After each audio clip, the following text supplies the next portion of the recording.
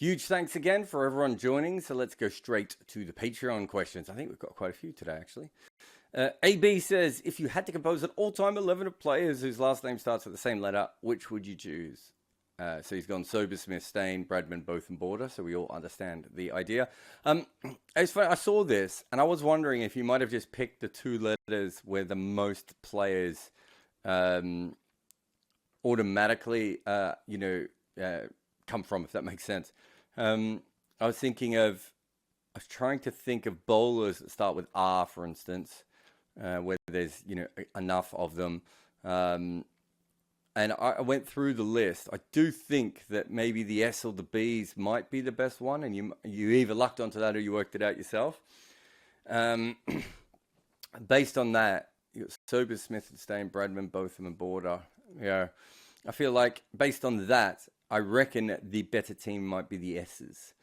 But as anyone who listens to this podcast or these chats will tell you, I probably will go with whatever favors the bowlers. But I'm going to be honest with you, AB. I'm happy to think about it. I'm not actually going to go through and do it because it would kill me. But it is a fascinating thought of where what the best players have. But so I think S might be my one based on the smallest amount of research possible. Christopher says, if New Zealand had to then make money or break even on hosting a test match, what would be the best course of action to do this, or is it just too difficult? Everyone can break even on test matches. The reason that they're not is because they're selling them as bilateral series. I hate to sound like a broken record to go back to the same thing, but if test match cricket had the ability to be sold as a league, a good chunk of the problems of test match cricket would just disappear. We're not selling it as a league. We're selling it as individual bilateral series. That's why New Zealand can't break even. They have to worry about the hosting fees. They have to worry about paying their own players, all those sorts of things. If you were doing that part of a league, you could make that part of the structure of the league. And not only could they break even, they could make a profit on test cricket. But that's never going to happen because they've had their chance to make it into a league. They didn't really want to do it. And, we seem to be, over the last couple of weeks, catapulting towards league cricket at an incredible... Is catapulting the right word? We're moving very quickly towards league and franchise cricket. And all these smaller teams had their chances. They voted against it, and now it's coming back to bite them. Graham says, I see Sunil Narayan is bowling at short sleeves these days. That's pretty unusual, even for an orthodox off-spinner. Yeah, shouts out to Sunny Rabindran, who I think was one of the first off-spinners to bowl in long sleeves. He must be feeling confident in his action right now. Is an international comeback on the cards?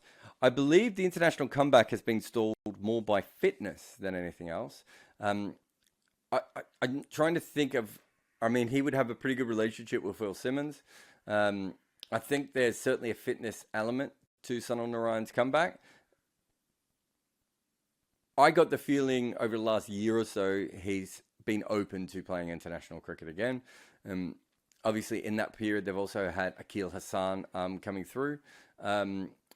So, not that obviously Sunil Narayan's a better player, but I don't know if that complicates their thinking or anything. But I do believe, that he's moving back towards that. And he's changed his action so much from the action that... He's a different bowler, essentially, which just tells you how incredible skillful he is. But he's a different bowler than he was when he was being called all the time. I can't think of that many players who probably changed their bowling that much. Rhubarb said, I never really noticed it at the time, but I came across articles in 2005 noting that Cricket Australia would no longer impose local blackouts on broadcasts in Australia. Do you have any memories of TB blackouts being annoying? Yeah, I think everyone in Melbourne did. The biggest problem with that in Australia was, being in Melbourne, was you had to get a sellout in your hometown to get the cricket played live. Almost nothing sells the MCG out, right? 90,000 people is not selling the MCG out. And so we would be sitting there and watching, I don't know, let's say Hobart or the Wacker, with less than 30,000 or 35,000 people and 15,000, 18,000 people get sellouts sometimes and be able to watch cricket when we couldn't in Melbourne. It was ridiculous. Also, it's been proven that they're two different experiences. No one says, oh, I'm not going to go to the cricket side because I can watch it on TV. That's been proven time and time again that's not how. It's a bit. That's not what the experience is about. They're not like for like. Watching cricket on TV is a completely different kind of thing than watching cricket, and goes for all sports. So those blackouts are terrible. And it goes back to the period where lots of places in cricket didn't really understand, anything about cricket, I suppose. And so it was annoying, and we were all annoyed by it.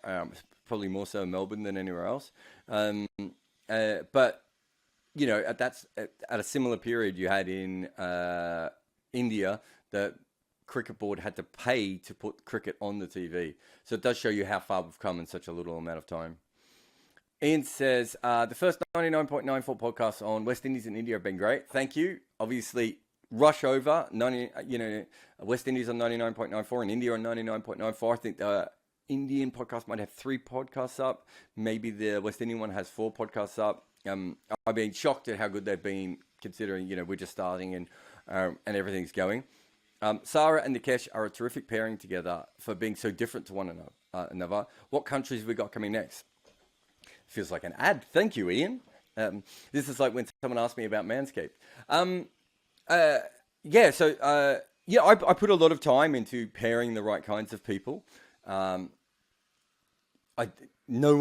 very little accidents in 99.94. Very specific at the sorts of people that we're looking for. We've got England coming up next, and I might as well announce that now because that episode will be up very, very shortly. But that's Daniel Norcross and Rory Dollard. Again, as I make fun of them in the opening episode, it's very much they're two of the most argumentative people I know. One is a posh boy from the south, and the other one is a grumbly northerner, although he hates that. But I've taken to calling him that just because he hates it. I think they're a fantastic pairing. And then we have South Africa coming after that. I'll hold that one back, but we have 2 brilliant South African hosts I can't wait to do. We'll then be doing Double Century as a weekly podcast, and we'll be doing the Sri Lankan one. So those are the first, or if you count this podcast you're listening to now, those are the first 7. And then we'll move on from there. We just don't know the other dates because it depends on funding and availability of people. And the reason that West Indies and India came is because we were originally going to, I think, launch everything in the middle of August. And then we had to look at the schedule and West Indies and India are playing now, so we'll put them first. And then we looked at the schedule and South Africa and England were playing next, and we're like, okay, so let's do that one, those teams next. It was more dumb luck, but the original 5 international podcasts that we talked about, they were always going to be the first 5 that we were coming up with, but obviously the plan is to have every international team covered by the end. Cam says, in a semi versus England in the Commonwealth Games, India went overtime and had to defend the last over with only 3 fielders outside the ring. They also did in the final versus Australia, but weren't defending. Heard a few commentators praising the tactic to hold the game up and make the English batters wait, even with the reduced boundary fielder. But I'm guessing the reaction wouldn't have been so favourable if England had iced the chase and taken advantage of it. Do you have a feeling of what the better tactic would be in that situation? Cam, I didn't see that game. Honestly, the only game I saw other than highlights was the final. Probably a pretty good game to watch. It was a pretty good final, all things considered. In fact, a lot of our major finals over the last few years, from Carlos Brathwaite onwards, I would say, have been pretty good. I suppose it depends on the situation and what you're trying to do, and also the players who are out in the middle at the time, bowlers, boundary sizes, and all that sort of thing. My problem with this is, though, Cam, is that we're pretending that the batters don't hold the game up, which I just don't believe is true. And we're putting all the onus on the bowling team. I'm more than happy for 70 or 80% of the onus to be on the bowling team. But when we don't have bad over rates in international cricket or franchise cricket because of bowling teams alone, it's the entire structure of the game. And so I do worry a little bit about that sort of thing. James says, almost a year before Murali was called in Melbourne, Henry Alonga was called for throwing in Harare. Besides David Gower, who once deliberately threw the losing run, Alonga was the first bowler to be called in a test since the end of the chucking epidemic in the 1950s, 60s. Do you know if the ICC discussed the possibility of processes for suspect actions in response to Alonga? No, you've got to remember that the whole chucking thing had nothing to do with the ICC beforehand. It was an umpire thing. The majority of the umpires were not, 95, 96. Did we have an elite panel then? Maybe just, I'm trying to remember what year the elite panel started. But it was at the infancy of that, and it was down to the umpire's discretion. No, I don't think we did have an elite panel, because I think when Murley was called, it was Hare at one end and Emerson at the other. Or maybe that's wrong. Actually, those were two different games, weren't they? But I think there were two Australian umpires still. I have to look that up. Sorry, James. But no, it wasn't an ICC thing. Sri Lanka made it an ICC thing, which Zimbabwe could have as well. But, I mean, Olonga wasn't a chucker. I think he threw his bouncer, which is actually really common.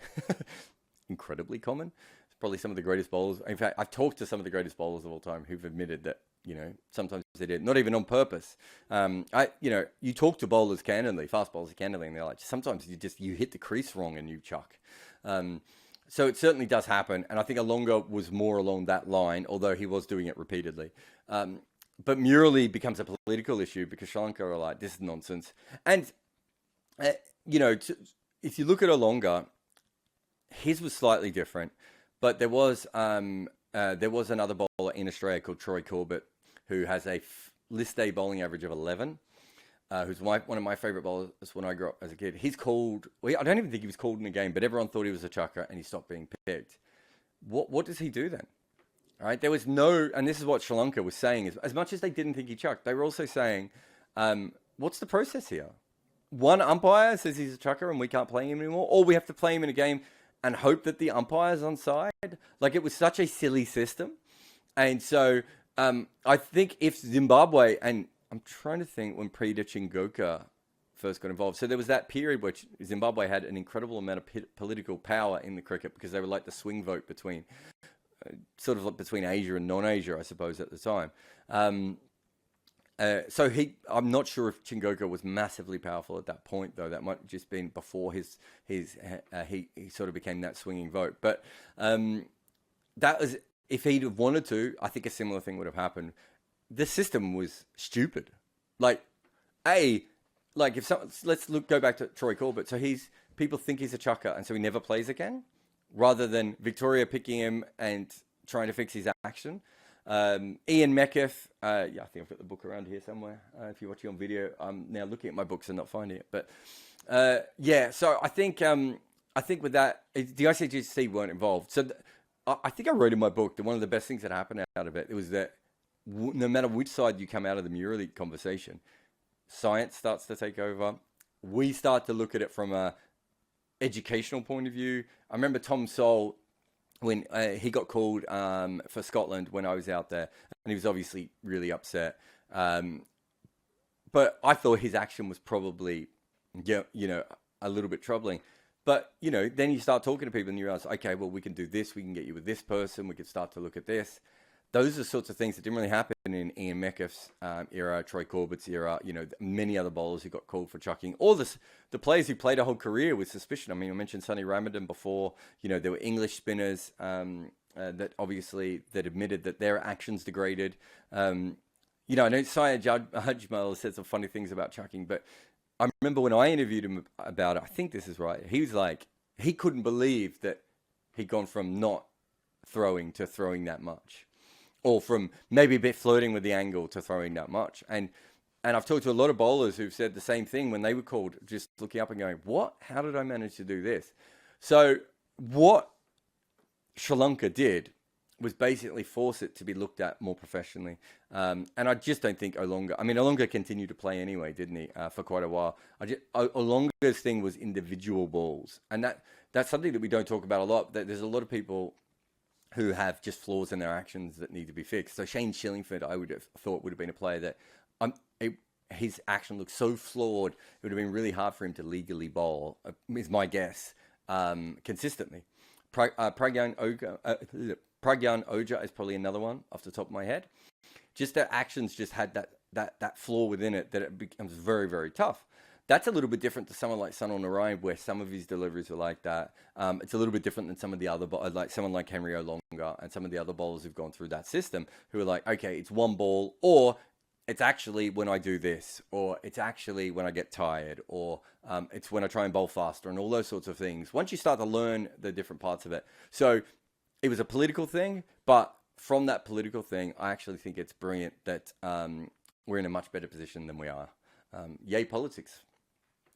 Nort says, given his recent BBL work and his decent 100 form, what are the chances of Alex Hales opening the batting for England in the T20 World Cup down under? I think there's so many issues with Alex Hales. I don't think if you're not involved in English cricket at a fairly close level, you realise how many people are upset with him, the sorts of things that he's been involved with over his career. He's certainly got friends within English cricket as well. I'm not saying he's completely a pariah. I just think that when England look at it, unless they thought he was the difference between them winning and losing the tournament, I think it's tough for him to get back in. When he left the team, I think he's actually a far better player now than he probably was at that point. So from a cricket perspective, I have absolutely no problem with him coming back. Well, I have no problem with him coming back anyway. But I think that there are still problems with Alex Hales that I think English cricket is, and some of this is just on them to, at a certain point, you just need to either suspend him for things that he's done or forgive him. And they're in this weird middle ground at the moment. I wouldn't expect to see him in the World Cup, though, North, if that's what you're asking. Abraham said, earlier this year, there was some great analysis by him and Ganju and you regarding Akshar Patel's drift, wingspan, and hang time. Yeah, we got fancy with him. It seemed that these attributes would make him effective, irrespective of pitch and conditions. He's not played away tests, but his attributes have not proven all that effective in limited overs games. Why is that? I think, firstly, I think he does need the pitch to help. He's not a massive spinner of the ball, and so even though everything that we said, he still needs that little bit of straightening because he's not a massive spinner of the ball. I think that is interesting. I haven't looked at his international record, but he's certainly had some very good years on occasion in the IPL with the ball.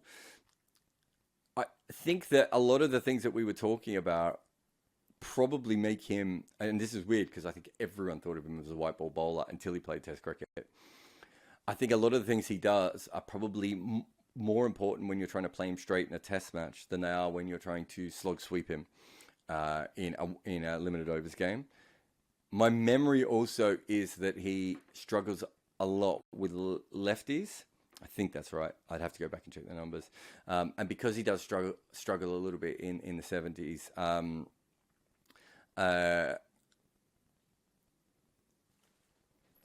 think it's... Yeah, I think it's really interesting. I'd have to have a bigger look at his individual international numbers to see what you're getting to there, Abraham. But from my memory, I think there's a lot of small little things that he does completely brilliantly, which might make him a better Test bowler. Whereas sometimes, I suppose, in T20 cricket, what you really want is just to rag the ball sideways, or you don't want subtle deception as much as you want. What's the best way of putting it? Massive lateral movement or balls that can't be picked and those sorts of things. Because I don't think that's the same with Akshar Patel.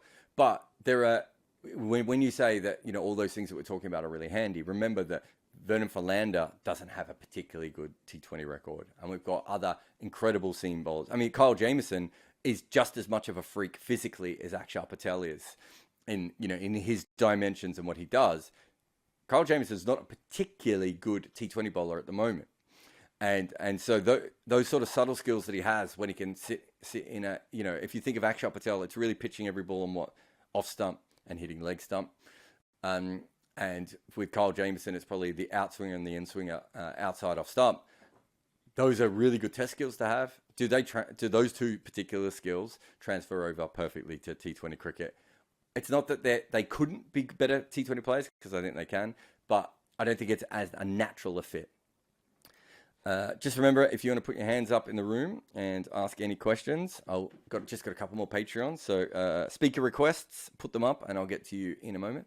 Roger says, will English cricket persist with 4 formats and in process destroys the 3 main formats, or will the ECB and counties reach a compromise and have the T20 Blast as 100-ball replacement?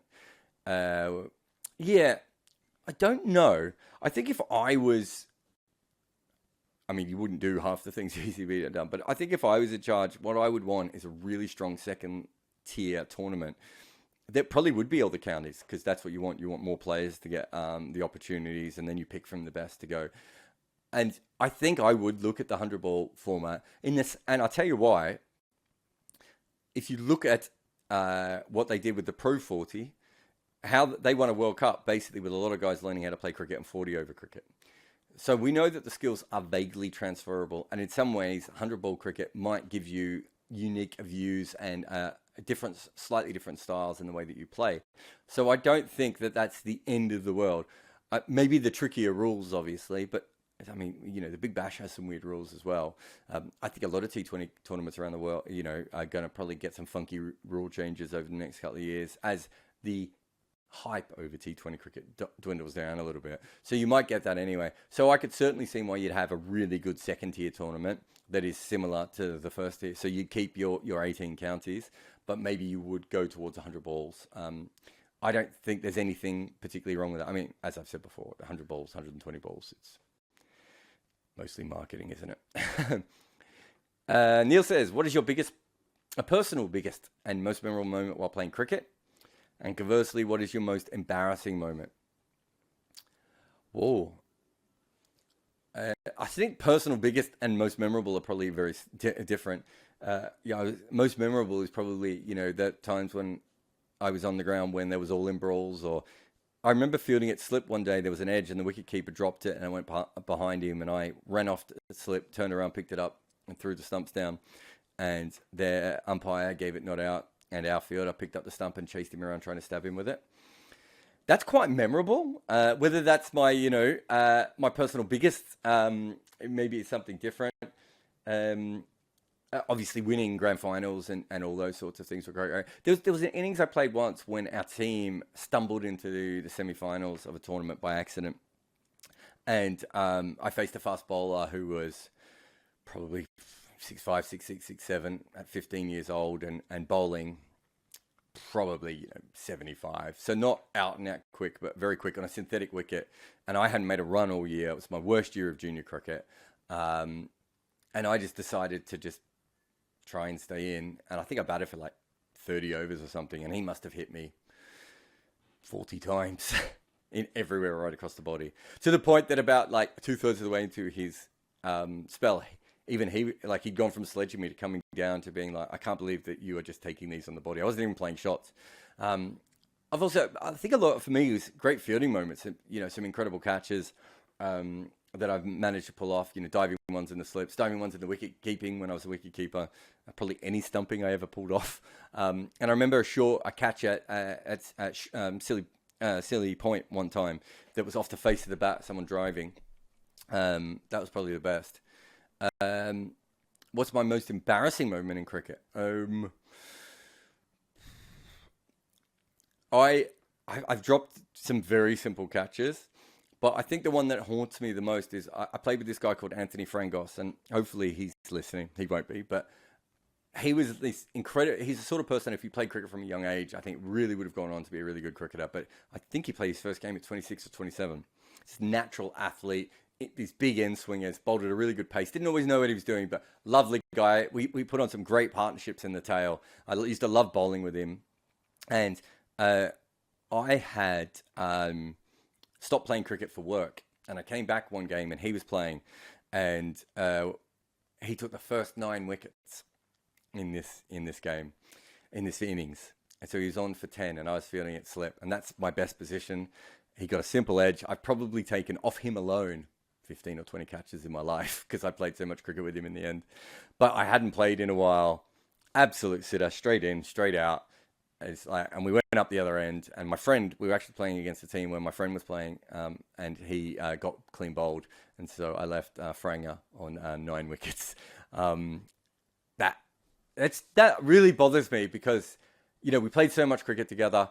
Although, I should mention that we once went through a season unbeaten, and Franger dropped a catch in the semi-final that basically cost us the game. So maybe me and Franger are about even on the embarrassing things that we did to each other last. But just a great person, and what an honor it would have been for him to take that 10th wicket catch off him, but also watch him, take all 10 wickets in a game. I don't think I've ever played in a game where anyone's ever done it. I played in a couple that have taken 9. My dad's taken 9, but I was probably too young to remember. But yeah, so I'm missing out on that. That bothers me. In South Africa, as 3 ODI tour of India in 1991, they wore navy blue caps and blazers rather than customary green and gold. Okay. Do you know if there was any particular reason for the kit change? Yeah, I don't. I don't remember it. I only remember them wearing green. I mean, that said, perhaps it was something to do with the old colours, but they've obviously gone for green and gold again at the moment. I could only imagine that maybe there was a thing of maybe we want a new kit, new day, and then everyone went, well, these are our colours, so these are our colours. But I've never noticed that before, James, so it's a really interesting question. If you'd have been a TV commentator or cricket writer in 1969-70, would you have gone to South Africa to cover Australian tour, or would you have boycotted? I would definitely have gone, but I would have covered it, obviously, from the side of that it shouldn't have happened. I'm trying to think, wasn't there a really good writer who went on one of the Rebel tours? Maybe someone from The Guardian or someone like that? Maybe I'm wrong. But no, you would go and you would show up why they shouldn't be there, because I think that's a better case. I wouldn't go if I was a TV or radio commentator, because you can't really do that there. But if I was writing for someone, I think, pointing out those sort of inequalities is absolutely part of your job as a writer. And also showing why the tournament, it's easy to say, oh, the series shouldn't go on when you're, in a bar in Melbourne, but getting over there and seeing exactly what is happening and why it is happening and talking to people. I think from a writing perspective, I would go on that tour.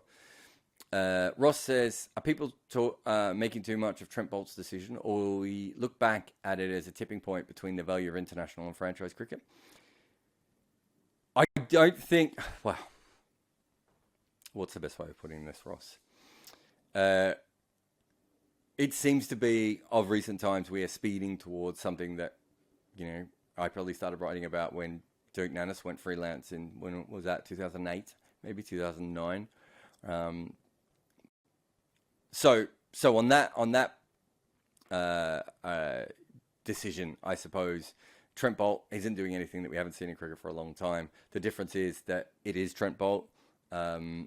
We have seen other players, and because I think the other big difference now is, Ross, is that we have these multiple leagues, so that it is possible in the future these players will play for the same franchise in 3 different countries. Does that make sense? Or the same ownership group in 3 different countries, however you want to do that. But also we've seen Deandra Dotton and Lizelle Lees. I don't know, because we've seen so many moments like this before, but I think now that what the IPL teams and the owners are doing exactly what I said that they would do. Well, I suppose Rajasthan tried it a long time ago, but, I was talking about this a long time ago. If you were involved with an IPL franchise, what would you do? You don't buy a franchise in the CPL, you buy a franchise in South Africa. Now you would buy a franchise in America. The Emirates League is another one that you would want to be involved in. And with all those different franchise leagues out there, you can groom your coaches. You can groom's not a good word anyway. So coach your coaches, train up your analysts. Make sure that the same kind of physio treatment is given to all the players across the board. Develop a young West Indian or South African player and bring them into your franchise and in a different way. I think the IPL might start to open up to maybe that you can give rookie contracts to younger players if you've got them in other franchise leagues, or whatever sort of rules the IPL might come up with. And if you're Trent Bolt and you know that you're going to get work, 3 leagues, maybe 4 leagues, depending on, if they buy a team in Major League Cricket eventually as well. And it still feels like to me, it's a lot of players who are not dead certainties in their test team or international teams that are doing it. Trent Bolt aside, even then Trent Bolt's older. I think it'd be really interesting when we start seeing 25-year-old players from big teams do it. But I will say what I've said the whole way. New Zealand were losing players to Julian Kahn's professional team in the 1930s and 1920s. New Zealand players have never been paid enough money to play for their national team. They've always been ripe to be picked, and the same with the West Indians, and same with many different teams. Last one, if you had to construct an all-time Test 11 of pure all-rounders, who would open the batting? And who would be your two new ball bowlers? Open the batting would be, Vinu Mankad and Ravi Shastri, maybe? I think so. Who would be my two new ball bowlers? So we're doing all-rounders. You probably have Imran Khan. And would you have Keith Miller, I suppose, at the other end? Depends on how you feel about Wasim Akram as an all-rounder, perhaps. Depends on how strong you want the all-rounders to be there, Aditya. But yeah, I think Vinu Mankad and Ravi Shastri come straight off the top of my head. I'm trying to think, did Trevor Bailey open? There's an English, I've got a feeling there's an English all-rounder. Shane Watson's an interesting one there too as well. I don't think, he probably has a higher batting average than Vinu Mankad, but certainly isn't probably the bowler that Vinu Mankad was. I could go down a rabbit hole with this, Aditya, but I'm not going to. I'm going to go to the questions in the chat room, but thank you to everyone on Patreon, as always. And we have Rahul. How you doing, mate? Hi, Jarrod. So I was hearing about Trent Bolt and it got me thinking about the leagues that you just mentioned. So, what do you see as the future in terms of leagues all over the world that are popping up? There are only a certain amount of quality international cricketers that are there. So, in the future, do you think it's even possible for these many multiple leagues to exist, or do you think just the bigger leagues will just eat up the smaller leagues in future? For example, and under Russell, I think he signed up for the UAE league, right? And it's happening at the similar time as Big Bash happens, I think in December or January. And he can only play in one, so he'll only go for the one that is paying him more. So do you think in future, leagues in Sri Lanka already, it's a different reason why that league exploded. But now South Africa is trying again, and UAE is just coming up with the league. So do you think in the future, is it even possible to have these many leagues, or it's only just 3 or 4 leagues that can exist because there are only a certain amount of players that can play around the world? How many football leagues are there? There are few, but how many basketball leagues are there? How many tennis tournaments are there? Right? But basketball is one NBA that we know. No, there's not. No, there's tons of there's the CBA. There's heaps of leagues across Europe. There's the NBL in Australia. There's African basketball leagues. There are leagues right across the world for every kind of sport. You just don't know about them, right? And so what you're asking is there enough cricketers to support all these leagues? Shit, yeah. There's a fuckload of cricketers in the world, right? We have 3,000 professional men and probably 600 or 700 professional women maybe in cricket at the moment. Is there enough players for all these leagues? Yes, there's enough players for another 5 leagues. If you open it up to Indian players who can't get to let's say the top league or the second top league start playing in all these leagues, and Pakistani players as well, and Bangladeshis eventually as well, there's absolutely a shit ton of cricketers. Are the best players going to play in it? No, they're going to go to the best leagues like they do in basketball and like they do in football, right? That doesn't stop you from having the I'm trying to think of a bad football league. I can only think of the A-League in Australia. But, that doesn't stop the A-League from existing. People still go to the A-League because it's live sport in their hometown with their team colours and they can cheer a team, right? And at a certain point, have a look at some of these players that play in some of these football leagues around the world. They're, nowhere near international standard, those players, right?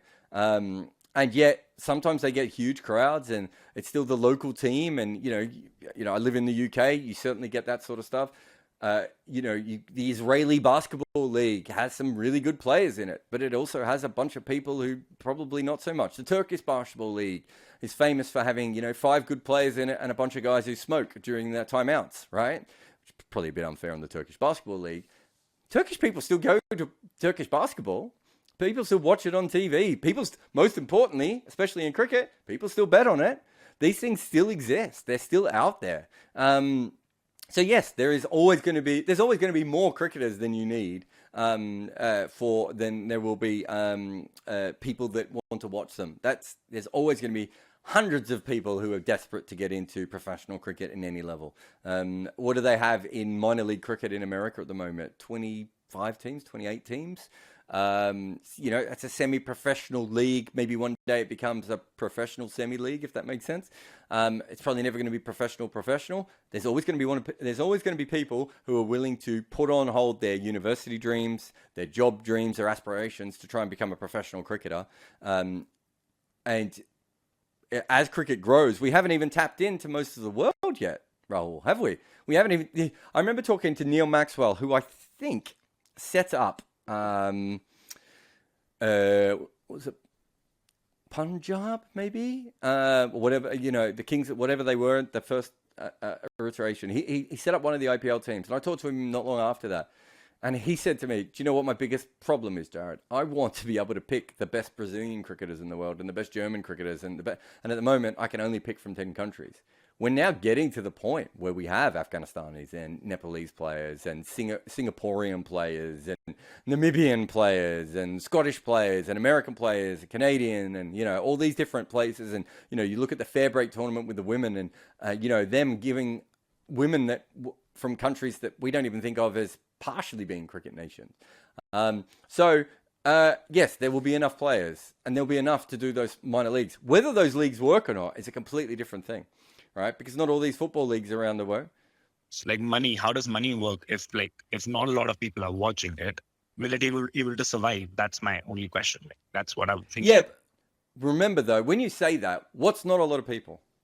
So we talk about Test cricket. I remember talking to a very well-known person in cricket, and he's saying to me, Jarrod, you've got to understand that, I think it was an international for India playing international. It's a one-day or a T20, and they can get between 15 and 30 million people watching. And for a Test match, it's only 6 million.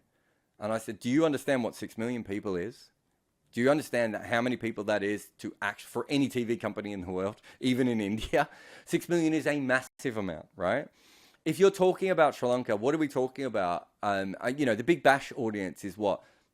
Maybe anywhere from 300,000 to 1 million people on a very, very good game, right? That's a sustainable model.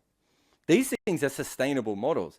The problem is that a lot of the people who are running it they're all trying to make their own IPL, right? They really should be trying to make their own. Probably the Big Bash is probably the better thing for a lot of these boards to copy.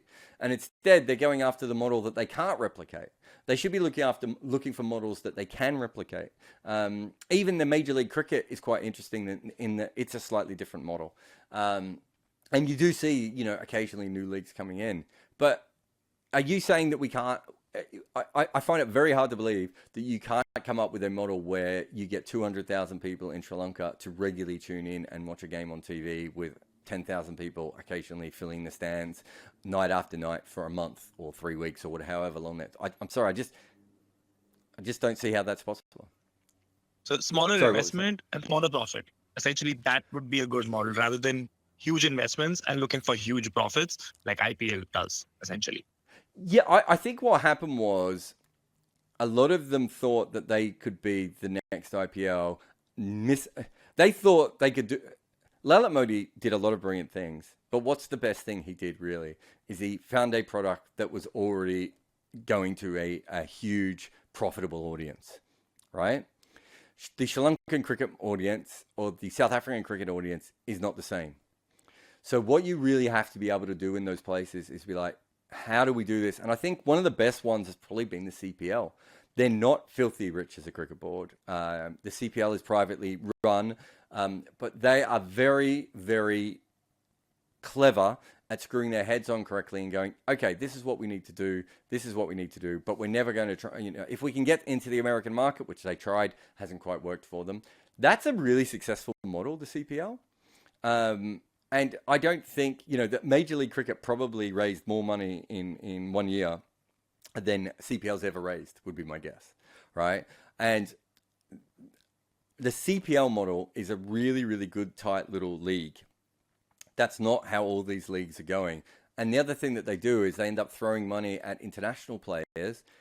I'm not sure that's again what you need to be doing. I think what you need to be able to do is make sure that the pitches are good, the commentary is of a certain standard, the games are on at the same time every night, at a good time. All the it's on free-to-air TV or whatever that a different version of that is. All those sorts of things. And I think a lot of the money that is spent by these T20 leagues is them trying to become the whatever version of the IPL. And outside of maybe America and Pakistan, I'm not sure anyone else has a market that is even a kind of a viable thing financially, right? And so what you have to do is, I think the Big Bash is probably now going to get squeezed, but the Big Bash will continue to... We look at the Big Bash and we go, oh no, all the best players are going to go to South Africa and the UAE. That's probably undoubtedly true in the future. But when you watch the Big Bash in Australia, you're still going to have international players coming through. You're still going to have the Australian players, the sort of mid-tier Australian players who become sort of, fan favourites and all that sort of stuff, because it is still a decent quality tournament. And I think that's where a lot of places have gone wrong. People are still going to watch it. Yeah, because the Big Bash is aimed at Australian audience. It's Australian TV audience, right? And that was actually one of the things Cricket Australia got wrong originally. But once they worked out what it was, they nailed that. And I don't think that's what everyone else has managed to nail. But the Big Bash and the CPL and the IPL, they're all very different models to each other, right? But they all cater better to their own market than I think some of the other leagues have managed to be able to do. But anyway, man, thank you so much for your question. Thanks, Jarrod. That was insightful. Okay. Where are we? Sorry, everyone. Oops. James, you got a question? James Josh. I think you got mute on, James, if you are trying to talk. James, you there? All right. James, if you want to come back, just put your hand back up. You might have... Fazal. Hi, Jarrod. Hey, mate, what's your question? Yeah, it was good discussion on the leaks. Basically, my question arises from that only. So what is the business model of UAE leagues? Because they don't have a market, right? So they're definitely tapping to Indian and Pakistani market. They have made sure that Pakistanis will not play there, Pakistani cricketers. So how is that sustainable? I'm not sure it is. I mean, this is... What are we up to? I feel like this is maybe the fourth or fifth iteration of a league. I suppose what they're trying to do, which is different... sorry, can I just get you to mute? It's just there's some noise in the background where you are. Yeah, I think there's... What they're trying to do is essentially have a league where they have... And UAE, everyone who's tried to have a league in the UAE has more or less tried to do a similar thing, which is try and have a league where you can have as many overseas players as possible. And so that is their big draw. Having the ability to have, outside of Pakistani and probably outside of a few Indians, having the ability to have close to the 11 best players available would make it an even stronger 11 on paper than than the IPL at times. And that is a tricky thing. I think that's kind of what the old global T20 league in South Africa was thinking about doing as well. But this is, I think there was the T20X, there was the Emirates T20 league, there was another one. So there's been a few that have tried to do this and it has never quite worked. The other thing is that they've got proper money involved in it, that's always a better start. You see some of these leagues and you look at the people who are investing and you're just like, well, how long is this going to be sustainable? These don't feel like, massive. These don't feel like people who understand the sports market and how these sorts of things work. So, but having said that, unless the audience is going to be in India, which is possible, it's a good time zone, it's going to have a lot of good players in it. That one has to work in India, and that is obviously a very big part of it. But yeah, as a basic rule, it doesn't make as much sense to me.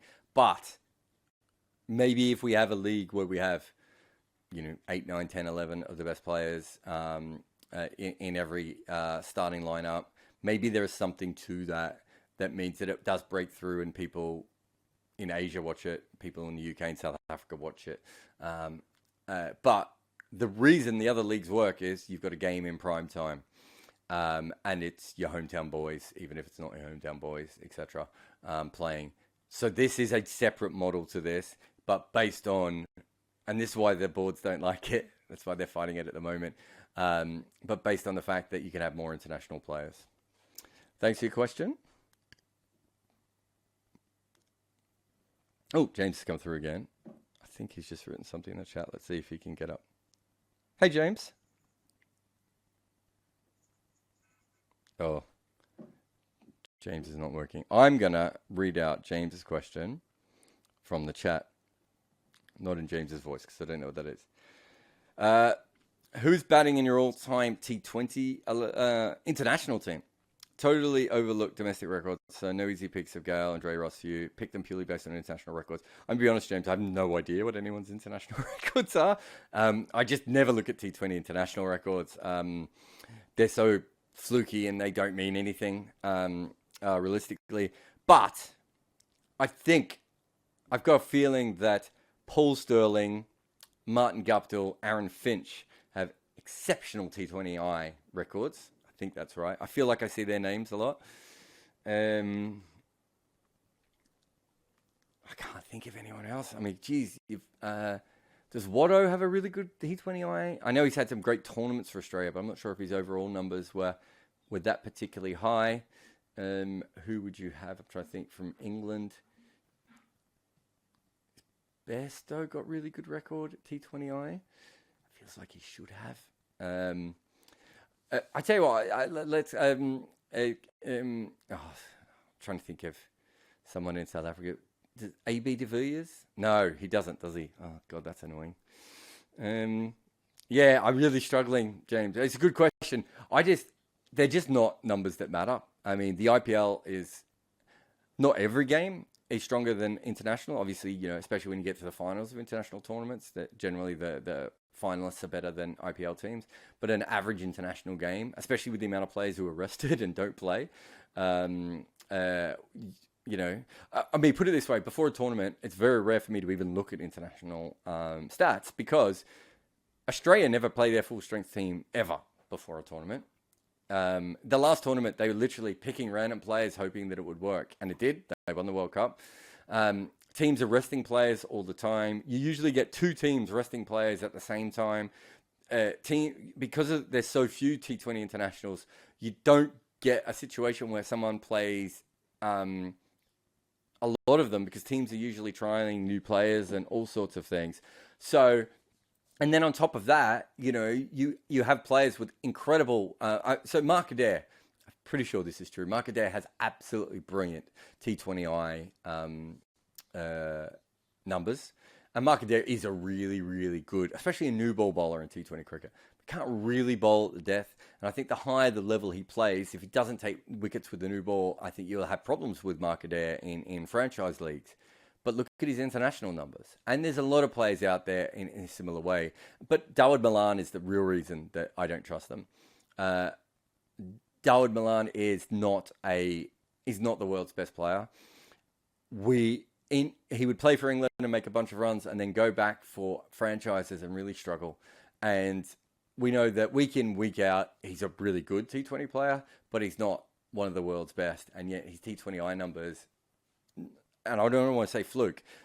It's not fluke that he made the runs because he certainly has the ability to make the runs, but there's kind of an element of randomness that he made all the runs in T20Is and failed in so many other domestic leagues at a similar time. If when I'm looking at T20 numbers, I have a look at any of my videos, and I've got one on Shy Hope coming up shortly. I almost always look at T20 domestic records rather than international because people just play more of it and you get a better sense of it. If you're playing 10 games in a league, that's far better than the way that most international players play internationals. So that's why. So sorry that you couldn't speak though, James. Danny, you there, mate? Hi, Jarrod. Hey, mate, what's your question?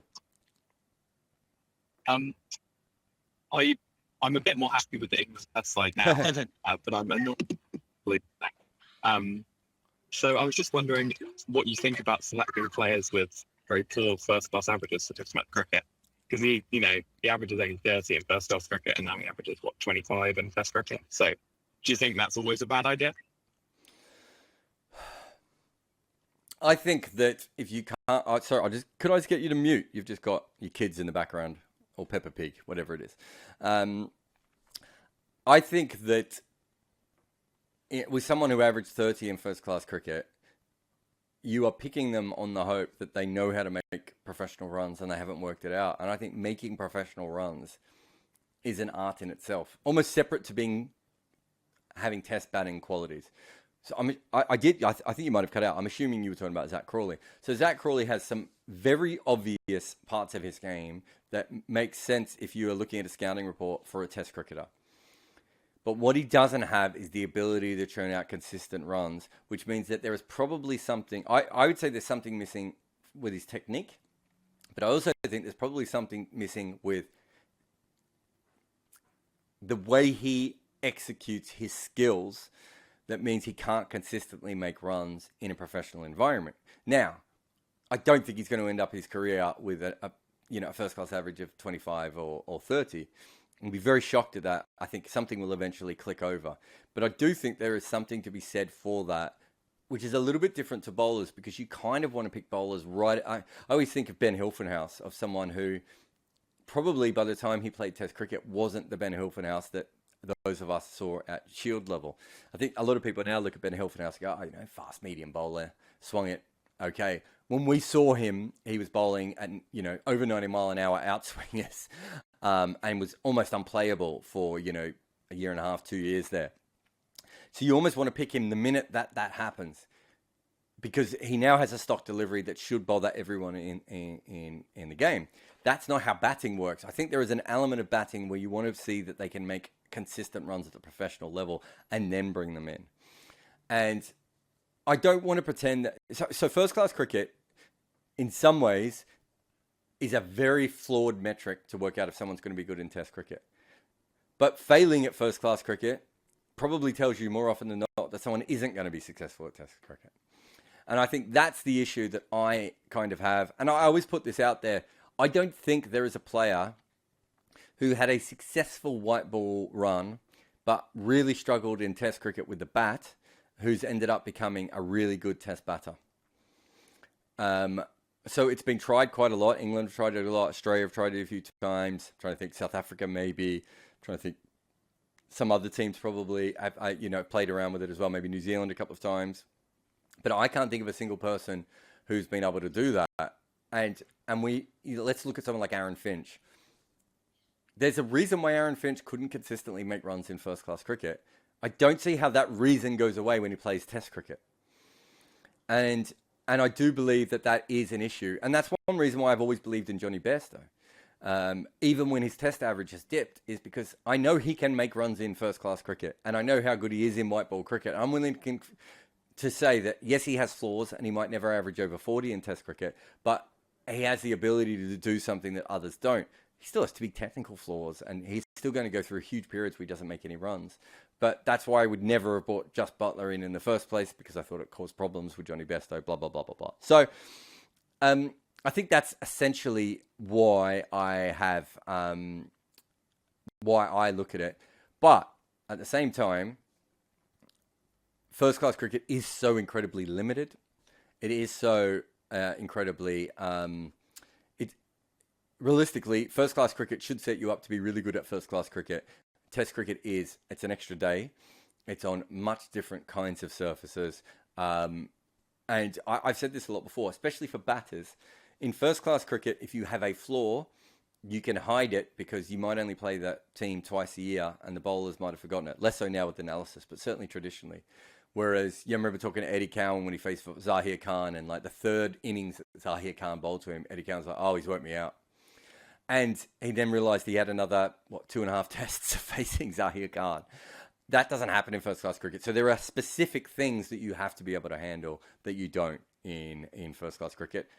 having said all of that, first-class cricket is still, until we have a proper A-League that is played around the world, probably the best way of helping work out who the best cricketers are. Does that make sense, Danny? Yeah, thanks, Jarrod. That makes sense. Yeah, would you drop Crawley? I would never have picked him, so that's probably an easier one for me than anyone else. But yes, my big thing is, I remember having a chat. There's a bunch of English journos who were like really want him to do well because they know how exciting he is when he plays well, which is one of the cool things about Crawley. And I was saying to them, if that's what you feel, tell me how continuing to pick him is going to help. We know every now and again he's going to play that blistering 60, and we're all going to go, that's why they pick him. And we know very occasionally he might break through that barrier and make 100. And again, it'd be very exciting. But what about all the failures in between? I don't see how he's going to fix his game at test level at the moment with the flaws that he has. The flaws of not being able to make consistent runs and the technical flaws that he has. There's too many. And I don't know. I just think test cricket is so hard at the moment for batters.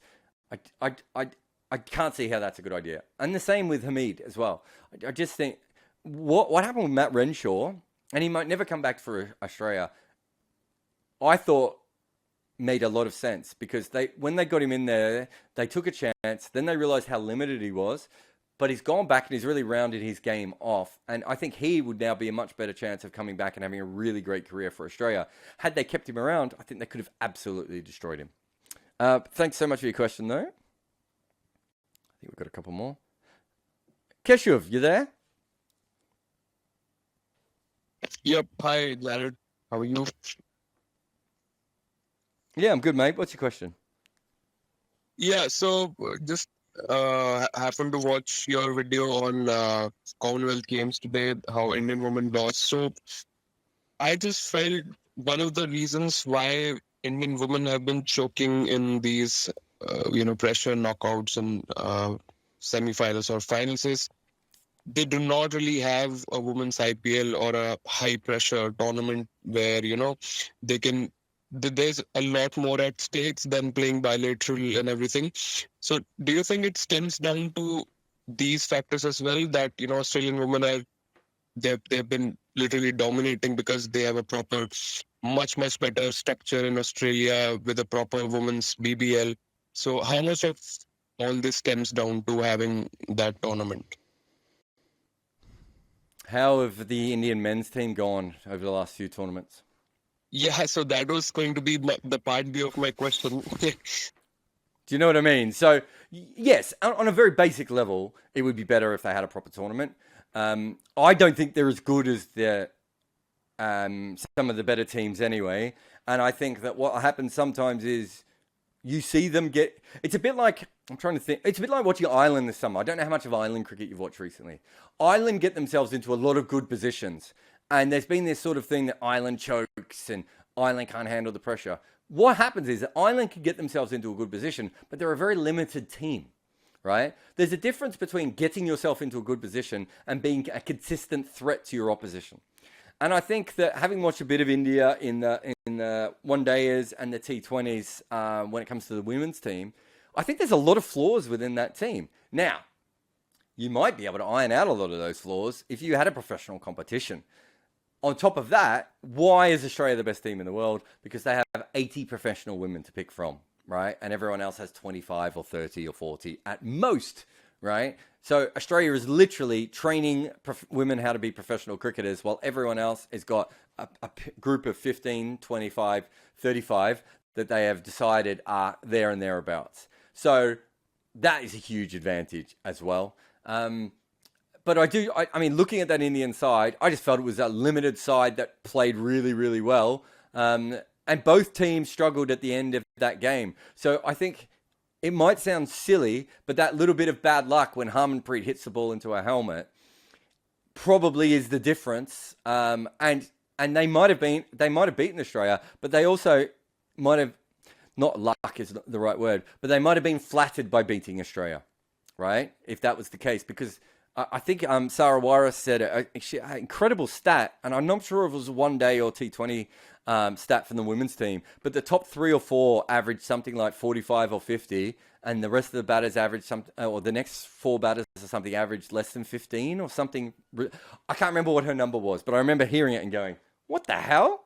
Like, that's not a sustainable model. And when you're playing in knockout games, that's when you need that. That's why I'm always talking about the strength of number 7s in T20 tournaments. You don't need them throughout the majority of the tournament.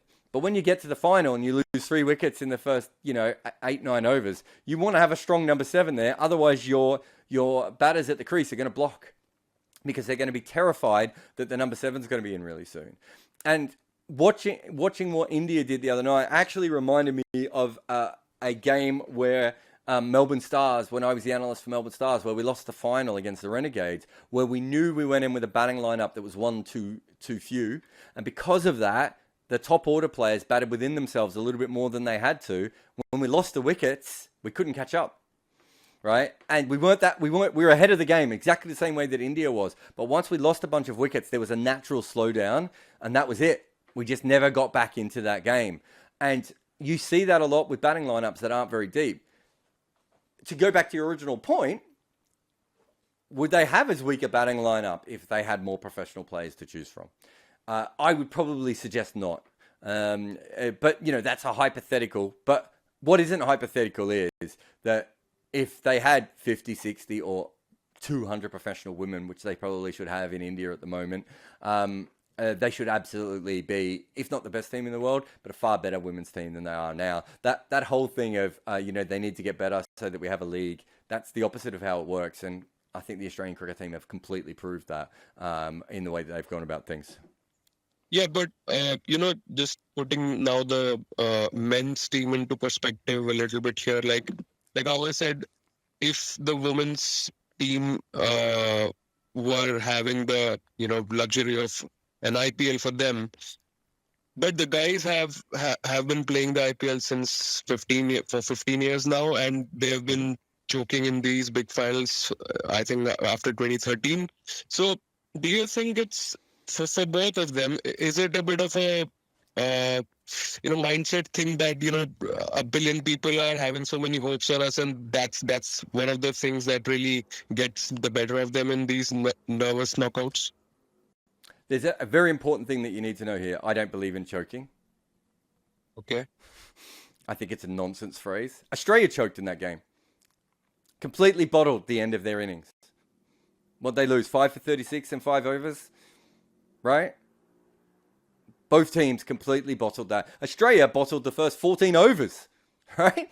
The first 14 overs of that game, India were completely on top. Right? So you have 2 situations where the Australian team, by far the best, at this stage you'd have to say almost by far the best cricket team we've almost ever seen as far as dominance a period goes, had 2 moments where they had that in that particular game. What gets you through is if you have better players. And I've said this a million times. If you go back and you have a look at all those South African games, most of those teams had flaws in them. And I was talking about the flaws before the tournament. Everyone else worries about them when they lose that big crucial game. Those flaws didn't just suddenly arrive when they're under pressure. Those flaws, you could see those flaws baked into that team. 1999 World Cup, both teams choked, if that's your definition of the word. And Damien Fleming has said that multiple times. Paul Rifle, absolutely stuffed up. Damien Fleming got his lines and lengths wrong. Australia got their field positions wrong. They were panicking, right? But we never talk about Australia choking because they won, right? It's kind of nonsensical. What the most important thing here is, I think the Indian men played a form of cricket that they thought would give them the most consistent amount of wins, and it hasn't won for them in major tournaments. And I think that the Indian women are just not of that level where you can say that they can be in games, but there's a big difference between being in a game and even being slightly ahead in a game and actually winning over the full 40 overs, right? They are not a better team than Australia, right? Woman for woman, go through that team. No one is sitting there going, this Indian team is currently a better team than that Australian team, right? And generally what happens is over time, the better teams find a way to win because they are better teams. We then say, oh, choke. What we really mean is, and what we should say more often, they weren't quite good enough to get over the line. And if you look at that, you go back to Sarah Warris's thing, that's not choking. They came into the tournament without a strong middle order. What Deepti Sharma, what's her strike rate? Something like 90, 95? There's a lot of players in that Indian middle order who really are not consistent run getters. And not the sort of people you want in a final against Megan Schutt or Jess Jonathan, right? You're not playing against an average team at that point, right? If you've got a weak middle order and you're going up against the best team in the world, chances are you're going to lose if they find a way to put any pressure on you. If they don't, and Harmanpreet is so brilliant that, she almost had the ability to take that pressure away, that's completely different. Once the pressure was put back on, you have a look at that middle order and the lower order of India, and you're suddenly like, good luck. And if you go back to that game, the only reason India even get close, mate, is because a misfield, an edge, and 5 wides. Otherwise, once Australia got on top, their bowlers were so good that India didn't even really have a chance. Just one last follow up on this. The men's team, after the last T20 World Cup, the way they were unable to get through to the next round, there seems to be a very conscious change in their approach, and they brought in a couple of T20 specialists to, fix those loopholes and go into this World Cup with a fresher approach. But with women's, I feel if these are their best players already, how do they fix this going into the T20 World Cup in Feb? Because the women's IPL is also not going to happen before that. So how do you think they can improve in these next few months? Yeah, I mean, this goes back to how you develop cricketers and how quick. I mean, unless you can come up with a, Baz McCullum style theory that completely changes the way that you play, or you can open up the players and make them feel freer and more confident, like some coaches maybe could do. I can't see how they're going to change things massively. But having said all that, they were still in that game for 38 overs, right? So if you can push Australia for 38 overs, especially in non-Asian conditions, Asian conditions, maybe, you might say maybe the Australian team isn't quite as strong, although I haven't looked at the Australian women's numbers, they probably are. But, in non-Asian conditions, if you can push them for 38 overs, I think you're still in a fairly good position. I would have to go through the team individually to look at how they grow. When you look at the men's team, I just think that they had the ability in that men's team, and I think you can go back as far as the 97, the 17 Champions Trophy, to be like, I just think that they could play another way. And I've been saying this for a long time, probably with Australia and India, that they're sort of stuck in that sort of conservative, old school style way of playing. And the West Indies and West Indies and England have probably taken limited overs cricket to a different position, and they're not quite set up for that kind of cricket. So again, I don't think that's particularly choking. I just don't think they were playing perhaps the best style that could put with their talent that could put the most pressure on the other team. But thanks so much for your question, mate. Who we got next? Last one, which is Varun, who says, India have got enough depth for 2, maybe 3 full international teams. Even if you have a well-defined style of playing, if you're picking one squad, you have so many combinations. How do you go about assembling a team with so much choice available to you? This is something I've probably talked about a little bit, but I think the biggest problem within international cricket is this sort of dogmatic belief that the 11 is a sacred thing. And we know from data that no team has ever put out the same 11 more than 11 times. I think it's 11 times, might be 12 times. Kartikeya data puts that one out occasionally. But the West Indies, and I think Australia might have got to 9 and 10 a couple of times. What we really need to do then in that situation, Varun, is, and this has to be, the thing is, this only works if you do it right across the board in cricket. We have to really start thinking about cricket more as a squad sport and less of an 11-based sport. And I think that is the way that you have the ability then to do that. But that only works if you do a similar thing in first-class cricket and, and all the way through. I remember when I was at RCB, you know, it was this big thing that we were going to have a completely flexible 11. The squad was going to play, and we might have 5 changes from game to game, but those 5 changes would have nothing to do about form. It would be about matchups, and it would be about pitch conditions, and it would be about, you know, all those sorts of things. And the first game, a bunch of players got left out, and they all thought they were dropped. And so I really do think it's a mindset thing with cricket, and you see this in a lot of sports. I'm trying to think of sports that are maybe slightly better at it, but you know, you see in basketball this players absolutely obsessed with being in the starting 5, even if they're going to play less minutes than they would if they were on the bench and maybe play a worse role. And you know, you see in other sports the same thing of like, oh, I don't want to be arrested. I want to play every game, and it's like, well, we get that you want to play every game. We want you to play at your best every game. And so I do think that, you know, this is a thing that I believe now what we understand.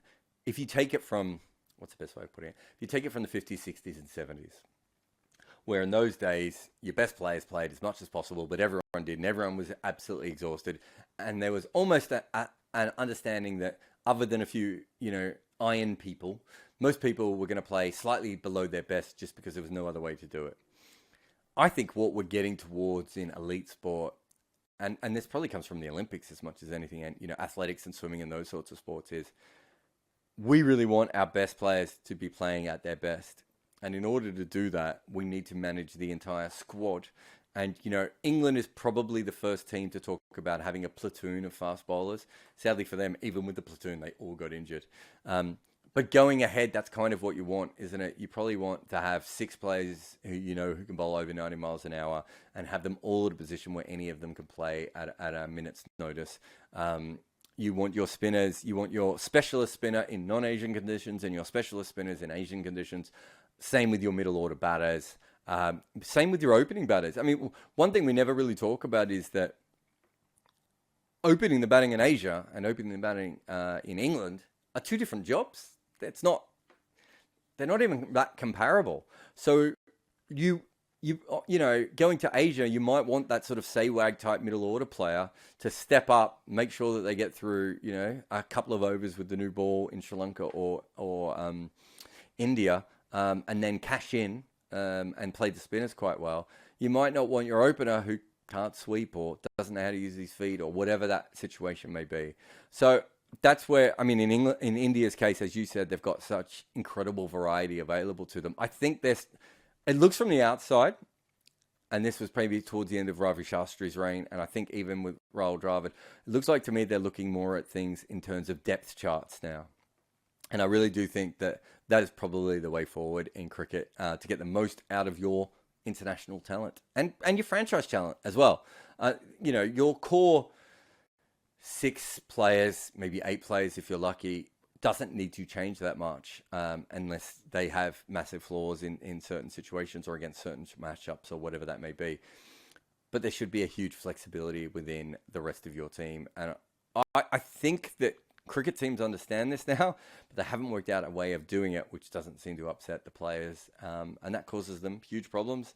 You know, perfect example of this would be Stuart Broad and Jimmy Anderson. You know, not particularly happy at the way they've been treated over the years. ECB will say, well, that's why you're still playing at 40 to Jimmy Anderson. And Jimmy Anderson will be saying, actually, it's because I have freakish genetics and I'm a god. Yeah, both valid points, I suppose. Anyway, thank you to everyone. Great Patreon today. Patreon. What is this? Well, support me on Patreon. Great podcast today. Really enjoyed it. If you do want to hear West Indies on 99.94 or India on 99.94, please head over to those podcasts. They're in the streams. You can find them in the YouTubes. You know, the more support we can get for the early podcast, the more podcasts we can get on. So even if you only want to listen to the odd episode on West Indies, West Indies did a brilliant episode on Deandra Dotton's retirement, which I found fascinating. Many different reasons. And the Commonwealth Games final being recapped by the Indian podcast was really good as well. So it's not just that it's there for fans. There might just be individual episodes that you might like. But the point is, if you're a fan of another team outside of England, South Africa and Sri Lanka, which will be coming hopefully within the next few weeks, the more support we can get on the podcasts, the more podcasts that we can do. We eventually obviously want to have every international team covered. We want to have a daily T20 podcast. We want to try all these different things going forward. But from a very basic level, the more that you can support us now, the more we can get podcasts to you in the future. And the same as with this podcast, obviously, with Red Inca, we'll be looking at doing 3 days, 4 days a week going forward where possible. So huge thank you to everyone for listening out, and I'll talk to you again very soon.